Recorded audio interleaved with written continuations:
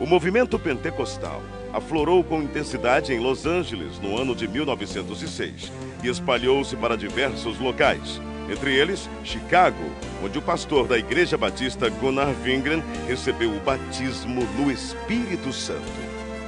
Numa convenção batista, Gunnar Wingren conheceu o jovem Daniel Berg, que também fora batizado.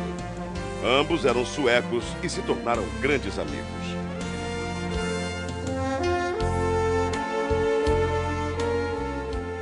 Mais tarde, em South Bend, durante uma reunião de oração, Gunnar Wingren relata aos presentes o que Deus lhes havia revelado. Brothers, the Lord has shown us that we must go to South America, to a place in Brazil called Pará. Neste porto, em 19 de novembro de 1910, o pastor Gunnar Wingren e o irmão Daniel Berg desembarcaram em terras brasileiras, como nos conta o presbítero Pedro Silva. Conforme a história dos antepassados, porque eu não assisti, que ainda não era nascido nesta época.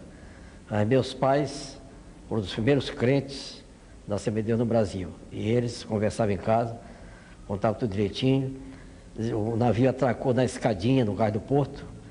E eles saíram do navio com as suas maletas na mão. E sem destino, porque não conhecia nada e tampouco não conhecia a língua. Saíram em direção da Avenida Presidente Vargas. Ao chegar na Praça da República, sentaram em uns bancos de mármore que tinha lá naquela época, e ali ficaram pensando e orando em espírito para Deus enviá-lo o que eles poderiam fazer. Sem rumo, sem economias, numa terra de um povo completamente desconhecido. Esta era a situação de nossos missionários. O futuro era uma incógnita.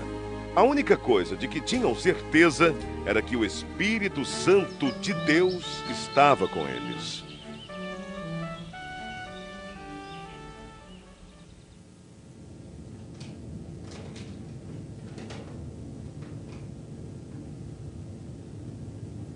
Daniel! Yes, go ahead, speak. The editor of the newspaper is our brother Justice Nelson, a Methodist pastor I knew in North America.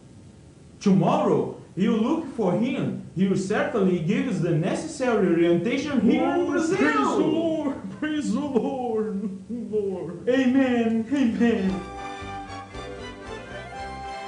O pastor metodista Justus Nelson os recebeu muito bem.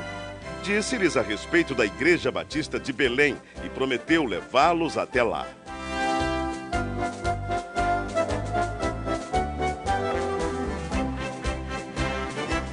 Na pequena Igreja Batista, os missionários conhecem o irmão Raimundo Nobre, líder do trabalho batista no Pará, que ofereceu-lhes abrigo nas dependências da igreja.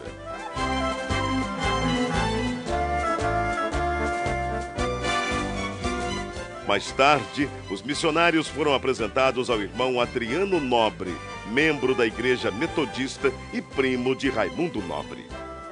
A convite do irmão Adriano Nobre, Berg e Wingren navegam pelo rio Tajaburu até chegarem ao local chamado Boca do Ipixuna, onde ficava a casa do irmão Adriano.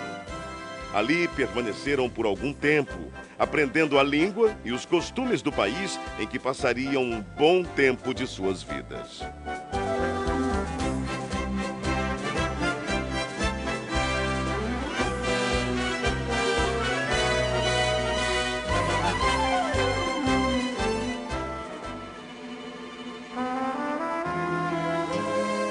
De volta à Igreja Batista, não cessavam de orar dia e noite, avivados pelo Espírito Santo. Isto causou inquietação em alguns membros, que os censuraram e os chamavam de fanáticos. Mesmo assim, os dois não se abalaram e continuaram orando e testificando sobre o batismo no Espírito Santo. Em 2 de junho de 1911, o Senhor batizou a primeira brasileira a crer nas promessas de Atos 2:39. Irmã Celina Albuquerque estava orando em sua casa quando começou a falar em línguas estranhas pelo poder do Espírito. Irmãos, o que tem acontecido aqui, o que tem acontecido conosco, é maravilhoso. não podemos deixar de falar de coisas tão maravilhosas, do cumprimento da promessa que nos foi garantida pela palavra de Deus. Não podemos fechar os olhos para o derramamento do Espírito Santo. Irmãos, não podemos deixar que doutrinas estranhas invadam nossa igreja. O fato gerou uma grave polêmica na igreja. A maioria creu na doutrina do batismo no Espírito Santo. Entretanto, outros membros, liderados pelo irmão Raimundo Nobre, rechaçaram completamente a ideia e votaram a favor da exclusão dos simpatizantes ao movimento pentecostal. As 17 pessoas que saíram da Igreja Batista se reuniram na casa da irmã Celina e ali, juntamente com os missionários Daniel Berg e Gunnar Wingren, abriram um novo trabalho. Enfim, em 18 de junho de 1911, na rua Siqueira Mendes, número 67, começava a se estabelecer a primeira Assembleia de Deus no Brasil.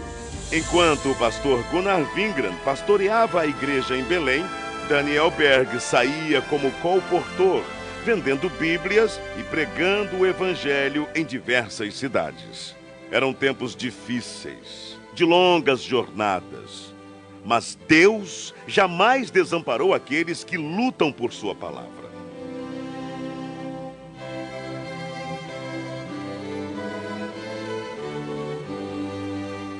O desafio era muito grande, mas a obra de Deus crescia cada vez mais. Absalão Piano, pastor pentecostal brasileiro, ordenado por Gunnar Wingren em 1913, em Rio Preto, Tajaburu do Norte. Depois dele vieram Crispiano de Melo e Adriano Nobre. Neste mesmo ano, o pastor Gunnar Wingren deu início ao trabalho missionário brasileiro, enviando para Portugal o irmão José Plácido da Costa e família. Em maio de 1913, o trabalho foi estabelecido e os portugueses passaram a conhecer a mensagem pentecostal. Mais tarde, o irmão José Matos se juntou ao trabalho. 1914. Estoura a Primeira Guerra Mundial.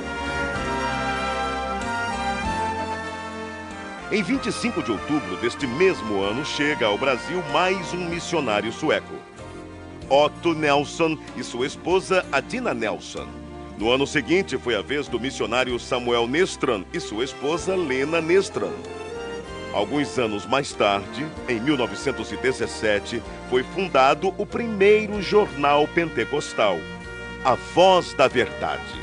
Esse jornal circulou por apenas 3 meses, mas os irmãos da Assembleia de Deus em Belém reconheceram que era necessário divulgar as bênçãos de Deus para todo o povo e, para isso, lançaram mão de um novo jornal, A Boa Semente, cujo primeiro número circulou em janeiro de 1919. Estava lançada a Boa Semente da Literatura.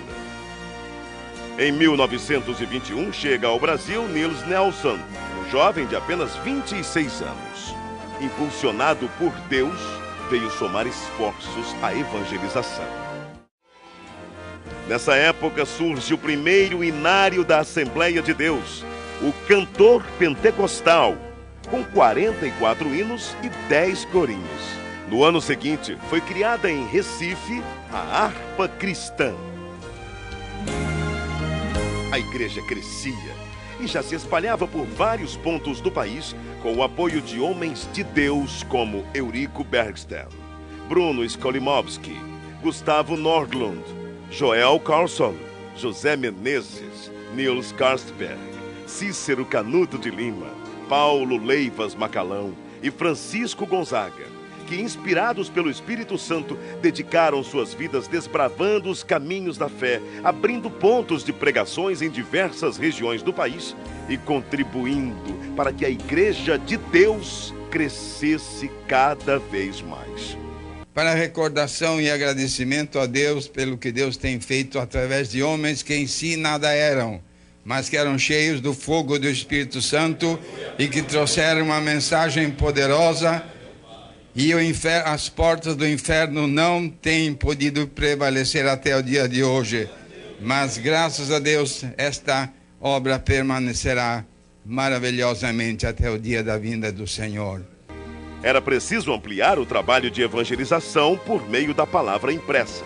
Para isso, em 1923, o irmão Samuel Nistran se empenhou em adquirir máquinas para a impressão do jornal Boa Semente, folhetos e livros. Reconhecendo o valor da literatura cristã, o pastor Gunnar Wingren e seus auxiliares resolveram fundar um jornal evangélico na capital federal, o qual denominaram Som Alegre. Em 1930 foi realizado em Natal, Rio Grande do Norte, a primeira Convenção Geral das Assembleias de Deus. Com pesar, a igreja se despediu do pastor José Felinto, recolhido à glória durante a convenção. Na mesma Assembleia foi decidido que os trabalhos do Brasil passariam a ser dirigidos pelos obreiros nacionais, com apoio dos missionários. Também foi decidido que os jornais Boa Semente e o Som Alegre se uniriam num só, formando um novo jornal que se tornou um órgão oficial das Assembleias de Deus do Brasil, o nosso Mensageiro da Paz. Durante a ditadura de Getúlio Vargas, foi criado um órgão controlador da imprensa, o Departamento Imprensa Propaganda. E todos os jornais deveriam ser registrados. O governo exigia que somente entidades jurídicas ou pessoas físicas, com os devidos títulos de propriedade, poderiam publicar jornais. Foi então que, para atender à imposição do governo, foi criada em março de 1940 a Casa Publicadora das Assembleias de Deus. Na verdade, a CPAD era formada pela redação do Mensageiro da Paz e teve vários endereços. Iniciou na Rua Figueira de Melo, número 232, ao lado da igreja. Depois passou para a Praça Marechal Deodoro, número 338, atual Campo de São Cristóvão. Em 1946, a CPAD passou a ser propriedade da Convenção Geral. Nessa época, deu-se início a uma campanha para a aquisição de uma propriedade onde funcionaria a gráfica do Mensageiro da Paz, que até então era editada em gráfica particular. Após vários meses, finalmente era lançada a pedra fundamental, a Rua Olindo de Melo, número 581, atual São Luís Gonzaga, 1951.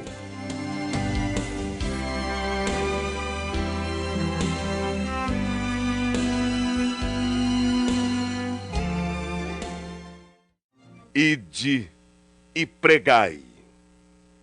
É preciso ultrapassar fronteiras e chegar até os confins da terra, anunciando que Jesus Cristo é o Senhor.